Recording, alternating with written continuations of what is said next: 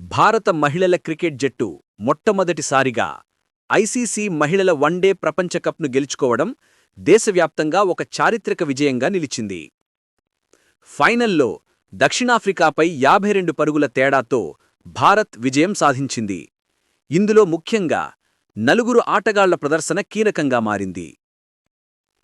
దీప్తి శర్మ 5 వికెట్లు తీసి దక్షిణాఫ్రికా పతనాన్ని శాసించింది. టోర్నమెంట్ మొత్తంలో అత్యుత్తమ ప్రదర్శన కనబరిచినందుకు ఆమెకు player of the tournament award దక్కింది. షఫాలీ వర్మ స్మృతి మంధానాతో కలిసి జట్టుకు బలమైన ఆరంభాన్ని ఇచ్చింది. 2 కీలక వికెట్లు తీసి అనూహ్యంగా బౌలింగ్లో కూడా సత్తా కాటింది.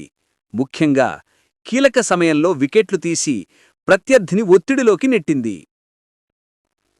రిచా ఘోష్ చివర్లో వేగంగా 34 పరుగులు చేసి జట్టు స్కోరు 298 చేరడానికి దోహదపడింది. కెప్టెన్ హర్మన్ ప్రీత్ కౌర్ కీలకమైన సందర్భాల్లో మెరుపు ఫీల్డింగ్, సరియైన బౌలింగ్ మార్పులతో జట్టును ముందుండి నడిపించింది.